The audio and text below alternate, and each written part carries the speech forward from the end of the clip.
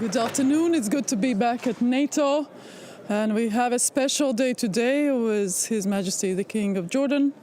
And we'll have dinner with the Ukrainian Foreign Minister. And tomorrow NATO's own discussions on the agenda towards the Hague summit for 2025, which will include several parts. One will be strengthening NATO's own deterrence and defense, constraining Russia, making sure that what we all know is that our problem is Russia, that we actually also have proper instruments to deal with it, both on the military instrument of power, but also diplomatic, economic, and others. And of course, support Ukraine, and that will be the discussion for tonight. So we'll have the Ukrainian Foreign Minister. I myself, I have been to Ukraine after being appointed already several times. So we will have a thorough discussion both on the future of support by NATO, but also on Ukraine's wish to join NATO. One by one, please. Against NATO members. Once again. How can NATO improve its response to hybrid attacks against NATO members? I personally don't like the word hybrid because attacks are attacks and we have to deal with attacks as they come, whether that's on cyber, whether that's on the undersea infrastructure or others.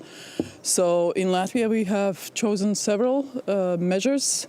One is strengthening our internal security institutions, making sure that there is both situational awareness, that there is collaboration with other intel agencies, security agencies in other NATO countries. Sometimes we call it out, sometimes we just deal with it, but basically being the culture of readiness.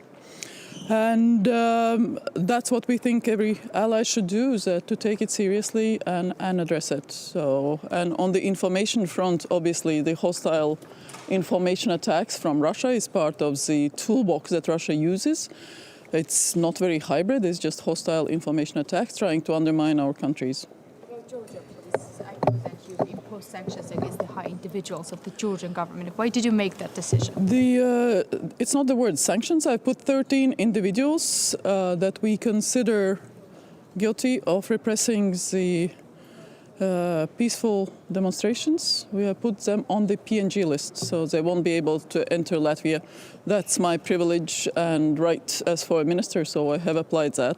In Latvian legislation, it's not considered sanctions. If necessary, we will move to the EU for sanctions, because global human rights mechanism in the EU provides for that possibility. What's your thought that the Georgian government... Can you speak up?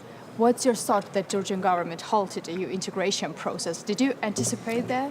I think in our public comments we've been pretty straightforward that we regret that decision. As Latvia, we have put quite a lot of effort in supporting Georgian people's aspirations with that regard, both in terms of political support, financial support, integration support. We have put people in charge of files of Georgia in various institutions. So I deeply regret that. I think Georgians, as every other nation, have the right to choose their future, and they had clearly indicated they want to join EU. Remains open for Georgia for Can I have the next one, please? Security guarantees for Ukraine. What could be security guarantees for Ukraine? For Ukraine, I mean, that's a very general question. Can you be more precise? After a ceasefire or something like that the NATO could give to the Ukraine? Listen, Ukraine is currently fighting its freedom war. It's war of liberation. It's existential war. Our task is to support Ukraine in that. Talking about ceasefires or other ideas, it has to be Ukrainian-led process. I'm not going to go into abstract ideas.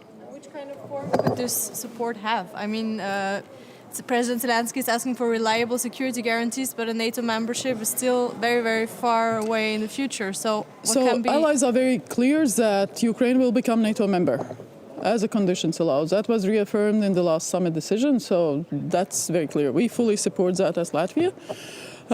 The sort of membership in NATO is pretty straightforward. The Article 10 of NATO statute provides it has to be a European country. Ukraine is. It has to contribute to Euro-Atlantic security. In our view, Ukraine does by fighting the war of aggression and standing up for the principles we have all subscribed to in the UN Charter and elsewhere. And there has to be a consensus in the alliance.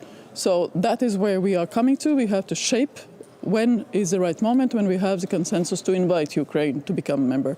But in terms of its annual program, Ukraine is very convincingly moving towards a membership. It's interoperable. It's able to use the procedures, the procurement and everything that NATO provides. So, we will continue to supporting them in the reforms, but also in shaping that political consensus. When that comes, I cannot tell you. Thank you for your questions. Thank you.